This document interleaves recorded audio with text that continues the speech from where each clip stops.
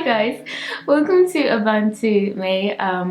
This is May, of course, and this is our third video in my colonization series. This is as a foundation for my decolonization series, but also a lot of the other things that I talk about on this channel. If you have not seen the other videos, please do feel free to check them out before or after this video. I will try to be very fast through all of this, so I will be reading a lot of my things from a script. Most of you know that I actually really enjoy just talking freely, but when you talk about stuff like this, I actually have to follow a certain script to make sure that it doesn't take forever and that I get to say all the things I want to say. But obviously I cannot include everything. The idea is to inspire you guys, wherever you come from, whatever history your country has, for you to be inspired to go and dig deeper, specifically to where you come from, all the things you're interested in. This video is titled The Destruction of Nature and Spirituality, which I feel are interconnected in so many ways because our worldviews do affect how we relate to ourselves, our environment and others, and that also includes within it religions and spirituality, and which kind of religions and spiritualities we believe in also influence how we react towards our outside world and also our inner world. Okay, let's get started. We talk a lot today about the environment and climate change and how urgent it is for us to change and become aware.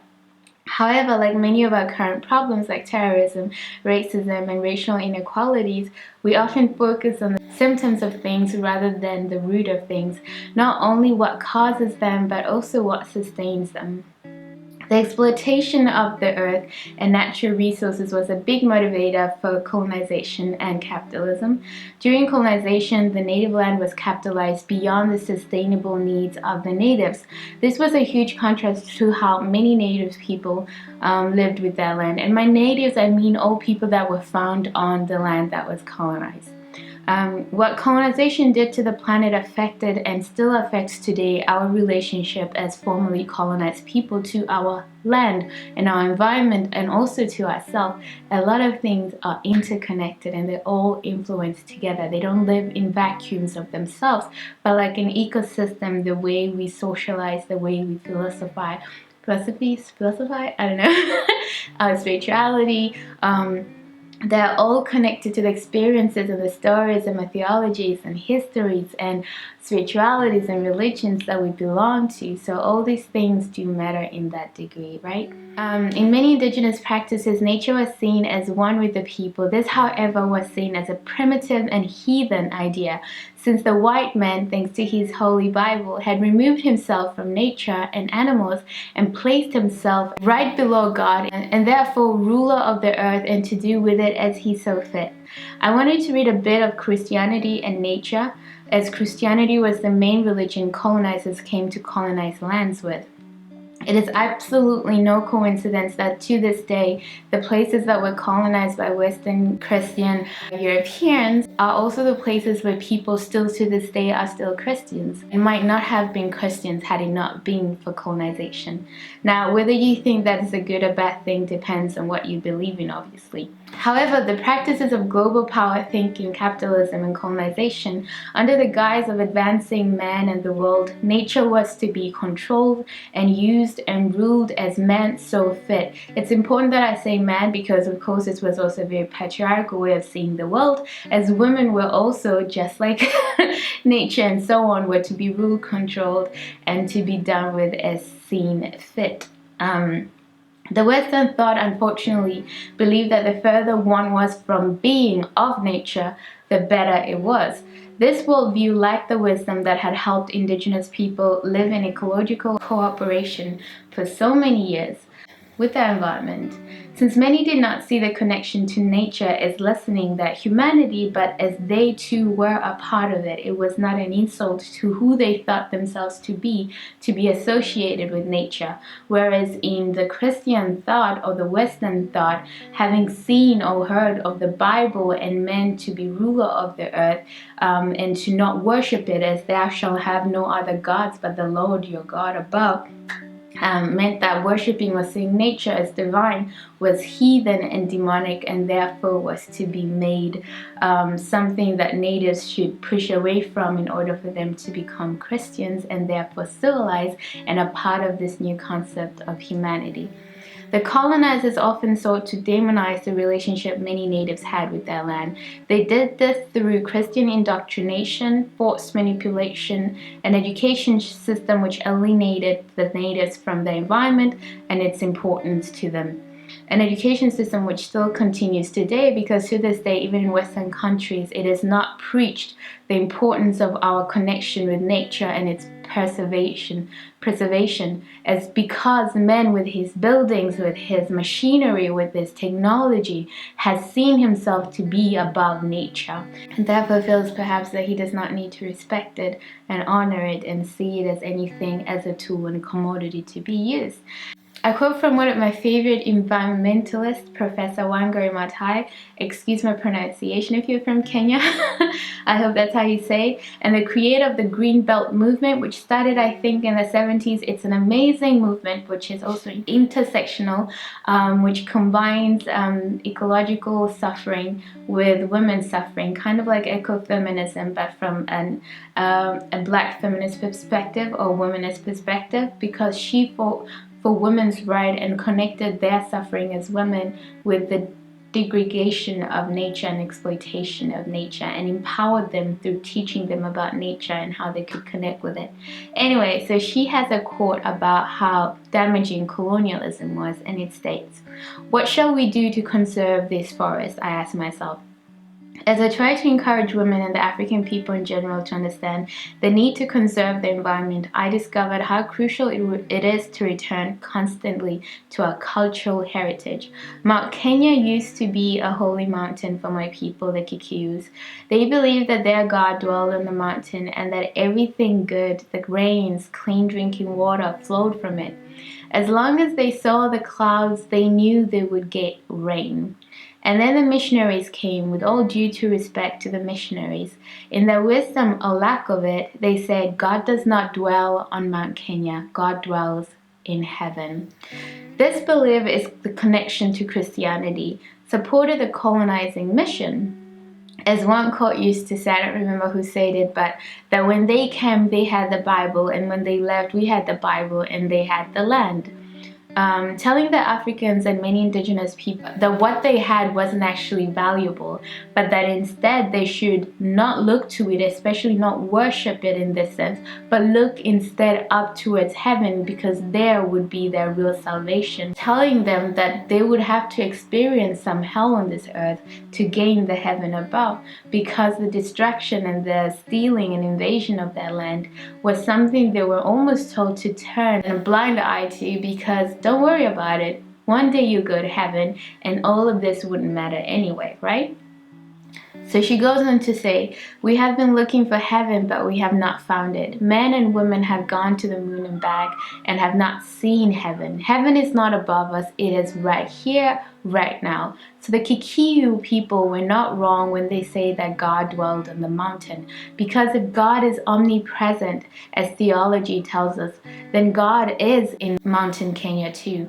If believing that God is on Mount Kenya is what helps people conserve their mountain, I say that that's okay. If people still believe this, they would not have allowed illegal logging and clear cutting of the forest, which is true.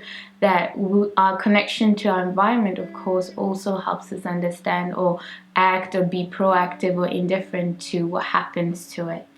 This, of course, resulted in not only the decline in the ecosystem, but also in health and abundance. For example, today, a lot of African countries, despite the fact that we have places where they are hit with hunger, we use a lot of our land to export food to Western countries at a cheaper price. And this is sold to African countries as advancing capitalism and the economic, but it's at the detriment of our own environment and our own people. And also, the food we eat, depending on race, is quite different. We might be of the same kind, but we are built very different. Otherwise we would all feel the same in all environments, and we know we do not do that. What we eat differs, what is healthy for our body differs, and therefore the environment we live in and the food we should grow and be surrounded with also differs. I would recommend that you check out my decolonizing my food video, or veganism, my first one, where I talk about how as people from particular places we have to be connected with the food of our ancestors, and how important that is to how we thrive. By removing man from the animal kingdom through guise of civilizing him was and continues to be anti-nature.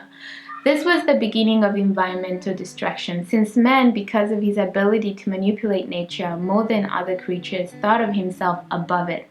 Patriarchy believes in power, and power through violence. Whatever can be dominated must be dominated and controlled.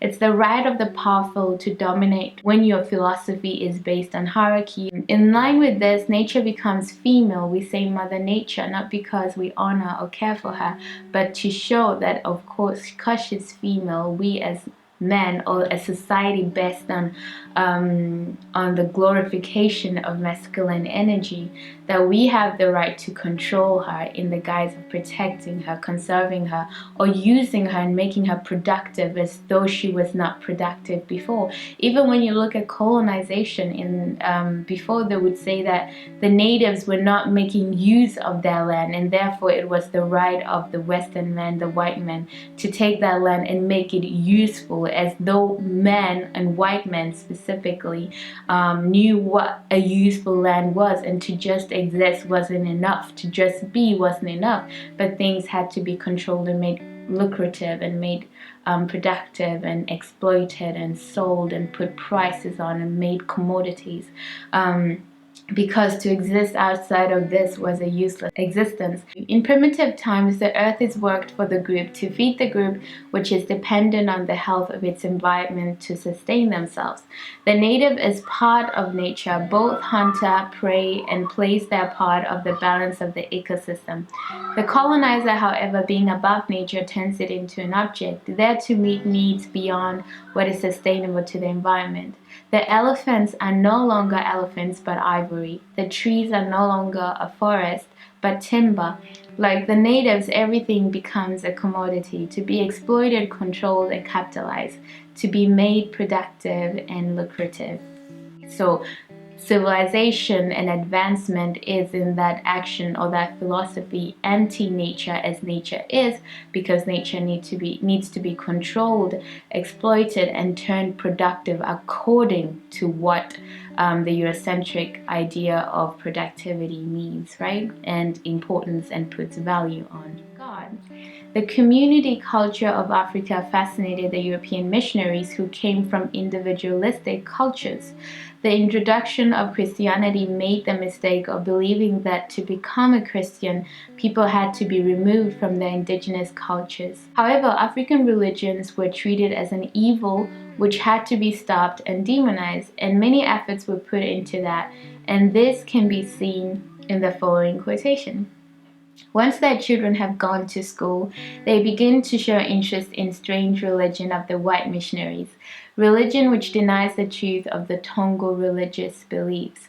It was frequently believed by Western missionaries that traditional religious beliefs and practices were inferior, and of course, by letting go of this, the people could become civilized. But this also worked perfectly with the capitalistic need of colonialism, because by using religion as a way to detach the people from the land, then they could do as they please with it, right? Indigenous religions often connected the people with each other and their nature. It wasn't universal, but local or different to different tribes and so on. Meaning that traditional religions have no missionary to propagate them, and one individual does not preach his religion to another. Traditional religions are not universal, they are tribal or national. The propagation of a religion would involve propagating the entire life of a people. And this is a passage from the book Yurugu. And I thought this was also interesting because in Indigenous religion, there was no need for missionaries to tell people this is the only way.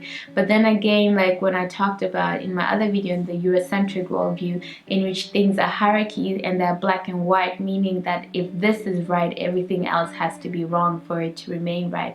So if we have a religion that is true, we have to give it to everybody because we have found that it's true for us, and therefore everybody has to believe it. If we have a way of having an education system, we have to make sure everybody has the same way of education system. If we have a way of making the world productive, everybody has to have that same way of making production. If we have a way of validating what is valuable and what is progressive, everybody else has to be judged by that standard as well. This idea that there is only one way, one God, one religion, one path to heaven, one way of advancement, one way of thinking, one way of being, one way of everything, means that if anybody else is outside of that, they are wrong. Whereas the indigenous ways of religion and so on was kind of almost more personal. It was a spirituality that you had, or your village had, or your tribe or your nation had. It wasn't something that needed everybody's agreement to be true, right? So in that way, it wasn't as invasive as modern religions that need other people, especially Christianity. Destroying traditional religions and replacing them with the religion of Europeans, or the religions Europeans came with, it was used to help enrich the colonized and impoverish the colonized, environmentally, mentally, physically, and spiritually. The same people who were there to brutalize you, your people, and the land were also the ones who wanted to introduce you to a new spirituality, one that apparently had saved them from their own sinful ways, except the ones, of course, that it allowed them to commit against you. There are also stories and also on the cruelties that were allowed through Christianity, if you will call it that. Like, for example, what had happened in Mexico, where the papacy had given both the Portuguese and the Spanish the right to basically do as they please. In which one account there is a eyewitness who talks about how they were selling like hunted flesh of the natives as dog food, and how this was normal, how they would try to make peace with kings only to, of course, turn around and slaughter them. This is something I talked about in my other video. But to come with the guise of kindness and spiritual superiority and civilization and do the most opposite things to those things, right? A very interesting paper by Lynn titled The History of Our Ecological Crisis really shared some great insights between spirituality and the environment. He writes, "What people do about their ecology depends on what they think about themselves in relationship to things around them. Human ecology is deeply conditioned by beliefs about our nature and destiny. That is by religion." Can you guys hear that sound? That is so annoying. Please stop. Lynn White in his paper goes on to quote, excuse my weird pronunciation of some words. It just happens, and as long as you understand, that's all we're going for here. Like Aristotle, the intellectuals of ancient West denied that the visible world had a beginning. Indeed, the idea of a beginning was impossible in the framework of the cyclical notion of time. In sharp contrast, Christianity inherited from Judaism not only a concept of time as non-repetitive and linear, but also a striking story of creation. By gradual stages, a loving and all-powerful God had created light and darkness, the heavenly bodies, the earth and all its plants, animals, birds, and fishes. Finally, God had created Adam and, as an afterthought, Eve, to keep man from being lonely. Man named all the animals, thus establishing his dominance over them. God planned all of this explicitly for man's benefit and rule. No item in the physical creation had any purpose to serve man's purposes. And although man's body is made of clay, he is not simply part of nature. He is made in God's image. So, Christianity and the way it made man and woman see themselves in relation to their environment made it clear that man was in charge of whatever was to happen on this great blue and green globe. Anyway, White goes on to state, by destroying pagan animism, Christianity made it possible to exploit nature in a mood of indifference to the feelings of natural objects.